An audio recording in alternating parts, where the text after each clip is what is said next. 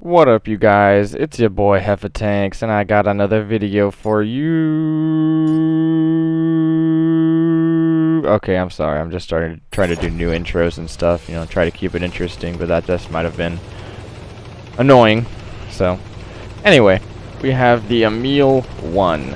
This is the Tier 8 Swedish heavy tank, tech tree, and what do I have to say about this tank? I hate it.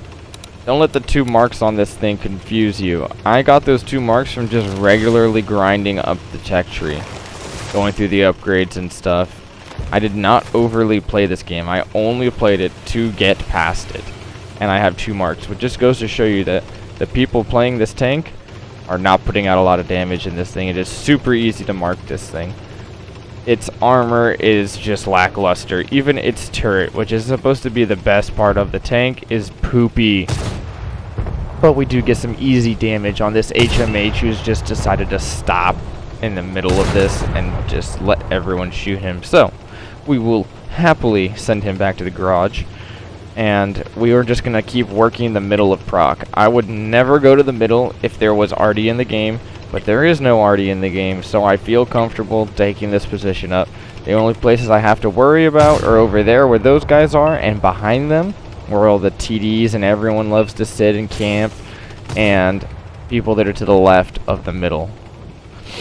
Now, we're just going to keep working this. We do have a decent turret. It can bounce tier 8s, but it can also get penned super easily by tier 8s. It's honestly just a roll of the dice on if you're going to get penned or not. If they start loading premium, they're most likely going to start going right through your turret, which gets incredibly frustrating, considering the aim time on this is pretty bad, the gun handling is pretty bad, the mobility is pretty bad. It's just a pretty bad tank, you know, to be honest. But when the enemy team is a bunch of potatoes like these guys, then you don't have too hard of a time doing some damage. This thing's alpha damage is 320, but I swear I never rolled anywhere close to that. That could just be today's RNG rolls and everybody having those damage reducers on, but 320, you'll be lucky to see anything above that alpha damage. And you do have a 4 clip. This thing could be really nice with its 4 shot if it was doing its alpha, but it's just not, and its reload is just disgustingly long. This thing has a 30-second reload for 4 shots, and its inner clip reload is not that good as well. So there's just a lot of things that I'm just saying that are just not that good, which is just going to total up to this tank just being doggy doo-doo. So right now we moved up into the bowl on proc. This is the only other move we had to do. We can't push down the 1 line or else we'd get tore up. So this is the only place where we can use our gun depression. Our light tank just goes all the way in. So I knew I had to take this time to at least shoot what he was going to spawn. I knew he was going to die. That was not the right play for him to do, but I had to just make it work.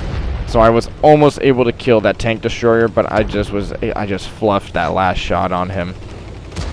And now I'm on my reload. So I'm completely out of the game for 30 seconds right now.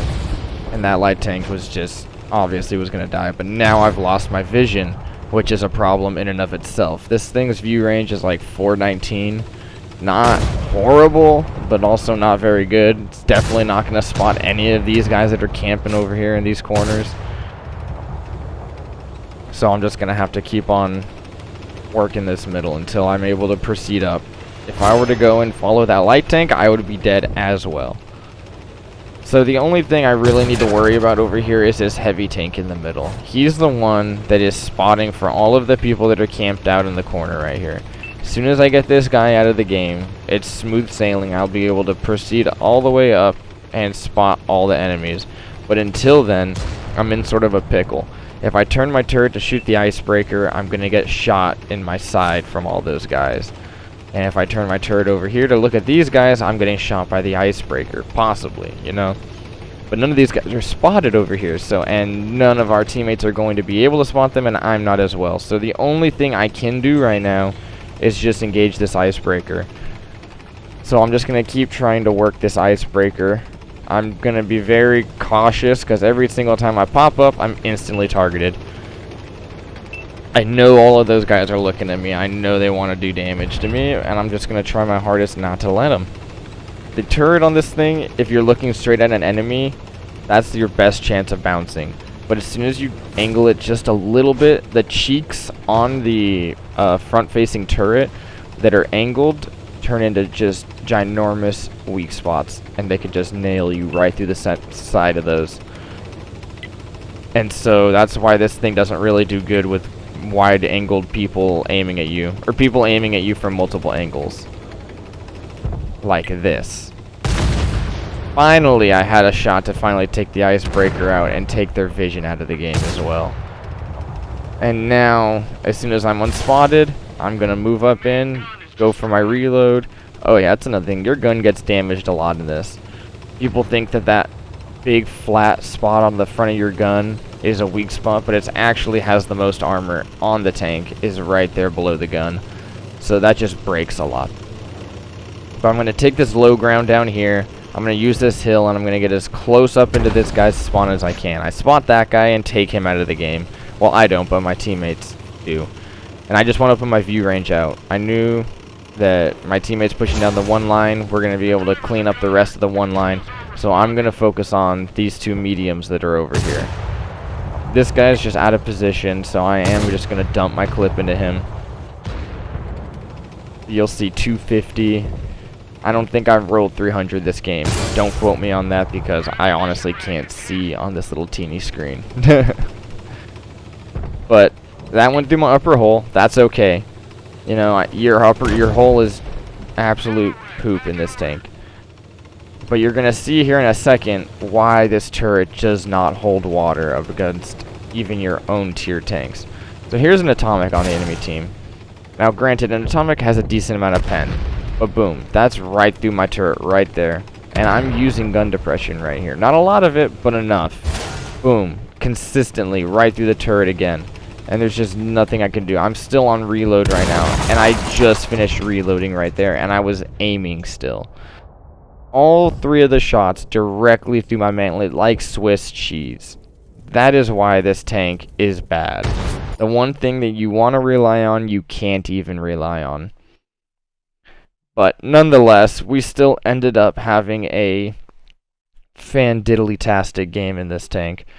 But I'm happy to say, I don't know if this was my 2 mark or if I already have the 2 mark, but I'm done. I'm done with this tank. Never want to see it again. Bye, Felicia. So we did 3,900 of our own damage with 4 kills and 3,800 assistance since we were the front of the line pretty much the entire game, and our light tank decided to go commit suicide. But nonetheless, 2,000 blocked. The armor does work sometimes, you guys, and I think that was the 2 mark right there. Okay, so now I got the 2 mark. And an ace tanker. And I was just happy. I was like, cool, I aced the tank. I usually like to ace every single tank I have. And I could now throw this thing into the selling bin, the recycling bin, never look at it again. But that is pretty much a wrap for this tank, but not a wrap yet. I want to show you guys the armor and the guns and everything on this thing.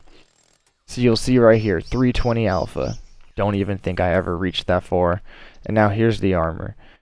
It says 251, but the only part of this armor that is 251 is right below the gun. Everything else is about 180 millimeters right there.